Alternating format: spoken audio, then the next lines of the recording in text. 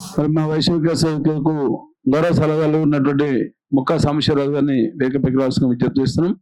అట్లనే వైశ్య వికాస వేదిక ప్రధాన కార్యదర్శి నంగునూరు రమేష్ గారిని మరియు వైశ్య వికాస వేదిక ట్రస్ట్ సభ్యులు కొత్త రవి గారిని వేదికపైకి రావాల్సిన విజ్ఞప్తి చేస్తున్నాం.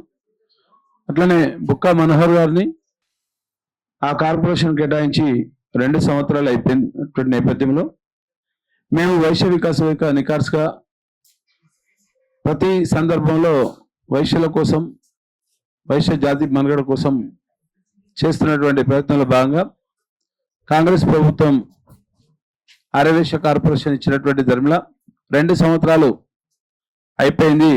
మొన్న జూలై 8వ తారీఖు వరకు ఆర్యవైశ్య కార్పొరేషన్ కల్వ సుజాత గారి చైర్మన్ అధ్యక్షతన ఆమె పీరియడ్ కాలపరిమితి 2 సంవత్సరాలు అయిపోయింది. కానీ కాంగ్రెస్ ప్రభుత్వం ఈ రోజు వరకు 2 సంవత్సరాలు అయినా కానీ ₹2 కూడా వైశ్య కమ్యూనిటీ కోసం నిధులు కేటాయించినటువంటి సందర్భాన్ని ఒక బాధాకరంగా చూస్తున్నాం. అదే కాకుండా కాంగ్రెస్ పార్టీ 30 నెలలు అయింది. దాదాపుగా తెలంగాణ రాష్ట్రంలో ఉన్నటువంటి వైశ్య జనాభా ప్రభుత్వ అధికారిక అనధికారిక లెక్కల ప్రకారం 4% ఉందని చెప్తున్నటువంటి నేపథ్యంలో ఒక్క కార్పొరేషన్ కూడా ఈ రోజు వరకు ఇవ్వనటువంటి సందర్భాన్ని గుర్తు చేస్తున్నాం.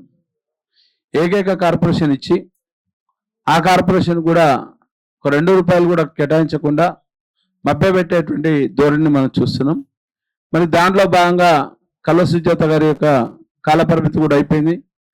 మరి కాంగ్రెస్ పార్టీ నాయకురాలు ఏమొచ్చిందా అంటే వైశ్య జాతి కోసం ఒక కార్పొరేషన్ కేటాయించారు, దానికి ఆమెకు ఒక చైర్మన్ ఇచ్చారు తప్ప ఆమెకు ₹2 లక్షల జీతం ఇచ్చారు. వ్యక్తిగతంగా ఆమెకు ఏమైనా లబ్ధి పొందిందేమో తెలియదు తప్ప ప్రభుత్వం మాత్రం వైశ్య సమాజం కోసం వైశ్య జాతి కోసం ఏమి ఇవ్వలేదనే విషయాన్ని గుర్తు చేస్తూ వైశ్య కార్పొరేషన్ కోసం వైశ్య వికాస్ వేదిక గతంలో అక్టోబర్ 1, 2023న ఒక వైశ్య గర్జన పేరు మీద సరవణ ఇండోర్ స్టేడియంలో 1000 మందితో ఒక కార్యక్రమం చేయడం జరిగింది. అదే కాకుండా దాని తర్వాత ప్రభుత్వం ఏర్పడిన తర్వాత కూడా 2025 ఆగస్టు 3వ తారీఖున పోయిన సంవత్సరం ఆగస్టు 3వ తారీఖున పెద్ద ఎత్తున వైశ్య వికాస వేదికలో వైశ్య రాజకీయ అనే పేరు అని చెప్పి మరొక కార్యక్రమం కూడా తీసుకున్నాం. ఆ రోజు చెప్పినాం, వైశ్య గర్జన రోజు చెప్పినాం, మళ్ళీ వైశ్య రాజకీయ రణపేరు రోజు కూడా చెప్పినాం. ప్రభుత్వానికి మీరు ఇచ్చేటువంటి ఒక వైశ్య కార్పొరేషన్ మీరు ఇచ్చినందుకు ధన్యవాదాలు చెప్పినాం. కానీ మీరు ఇచ్చే కార్పొరేషన్ అనేది ఒక జిందత్ర స్మృతి కాదు. ఆ కార్పొరేషన్ తోటి ఎలాంటి మనుగడ కూడా సాధించలేము మా వైశ్య జాతి అని చెప్పినాం. రాజకీయ పరంగా కొట్లాట తప్ప మిగతా దాంతో ఎలాంటి లేదు. రాజకీయంగా మాకున్నటువంటి జనాభా వాటా ప్రకారం మాకు రావాల్సినటువంటి రాజకీయ పదవులు రావాలని చెప్పి కొట్లాడిన దాంట్లో వైశ్య వికాస వేదిక మా దగ్గర ఉన్నటువంటి సంఘాలు ఎన్ని ఉండొచ్చు, కానీ వైశ్య వికాస వేదిక వైశ్యుల కోసం వైశ్య జాతి మనుగడ కోసం పనిచేస్తున్నటువంటి సంస్థ, ఏకైక సంస్థ. దాని ద్వారా మేము చాలా సందర్భాల్లో కొట్లాడినాం.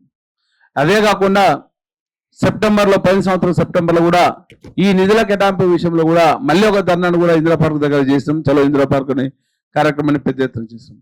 ఈ రోజు కూడా 2 సంవత్సరాలు అయిపోయినా ఇంతవరకు కూడా ₹1 నిధులు కేటాయించినటువంటి ప్రభుత్వాన్ని ఎండగట్టడం కోసం మరొక్కసారి వైశ్య జాతిని మేల్కొల్పడం కోసం వైశ్య వికాస వేదిక ఆధ్వర్యంలో రేపు సోమవారం రోజు జరగబోయేటువంటి దీక్షకు అన్ని సంఘాలు వైశ్య సమాజం మొత్తం కూడా ఏకమై మద్దతు తెలుపుతారని ఒక ఆశాభావాన్ని వ్యక్తం చేస్తున్నాం. దానికోసం ఈరోజు ఒక గోడ పత్రికని ఆవిష్కరిస్తున్న సందర్భంలో ఇచ్చేసినటువంటి పాత్రికేయ మిత్రులందరూ కూడా ధన్యవాదాలు తెలుపుతున్నాం.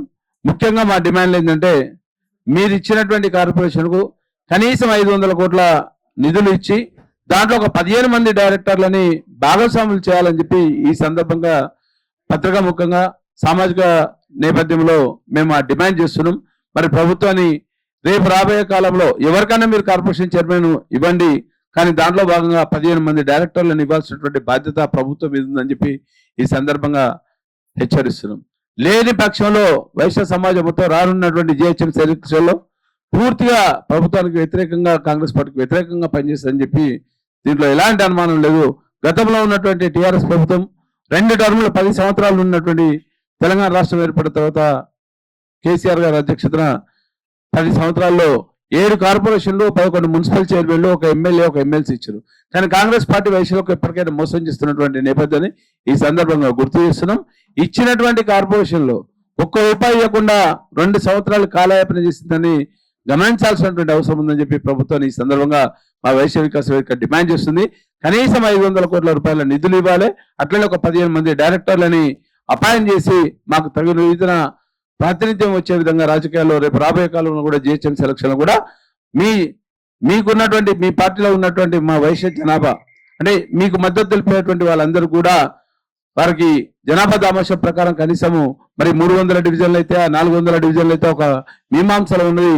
దానిలో కనీసం ఒక 25 మందిని కాంగ్రెస్ పార్టీ నుండి కార్పొరేటర్లుగా ఇవ్వాల్సినటువంటి బాధ్యత ఉందని చెప్పి ఈ సందర్భంగా తెలియజేస్తూ ఈ గోడపత్రిక ఆవిష్కరణకు ఇచ్చేసినటువంటి మా నాయకులు అందరూ కూడా పేరు పైన ప్రెస్ వాళ్ళకి అందరూ కూడా ధన్యవాదాలు తెలుపుతూ సోమవారం ఉదయం 10 గంటల నుండి సాయంత్రం 4 గంటల వరకు జరిగేటువంటి ఈ సాధన దీక్ష వైశ్య కార్పొరేషన్ నిధులకై జరిగేటువంటి సాధన దీక్షని విజయవంతం చేయాలని ఈ సందర్భంగా తెలియజేస్తూ ఎంటైర్ తెలంగాణ రాష్ట్రంలో ఉన్నటువంటి ఇందిరా పార్క్ ధర్నా చౌక్ దగ్గర ఉదయం 10 గంటల నుండి సోమవారం ఉదయం 10 గంటల నుండి మధ్యాహ్నం సాయంత్రం 4 గంటల వరకు జరిగేటువంటి దీక్షకు సంఘాలకు అన్ని పార్టీలకు అతీతంగా వైశ్య సమాజం మొత్తం రావాల్సిందిగా ఈ సందర్భంగా తెలియజేస్తూ విజ్ఞప్తి చేస్తూ మరి ఈ గోడపత్రిక ఆవిష్కరణని గమనిస్తాం.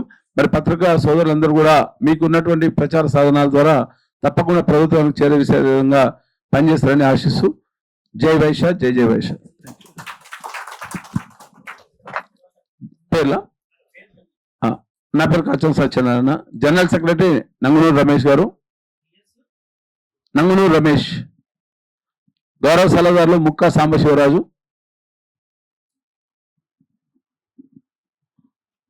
ట్రస్టీలు కొత్త రవికుమార్ గారు, గజవాడ సత్యనారాయణ, రవికుమార్, గజవాడ సత్యనారాయణ, బుక్కా మనోహర్, కాచం సాయి. పాల్గొన్నవారు మురళి, సంతోష్, శ్యామ్, శ్రీనివాస్, కృష్ణ, భాస్కర్,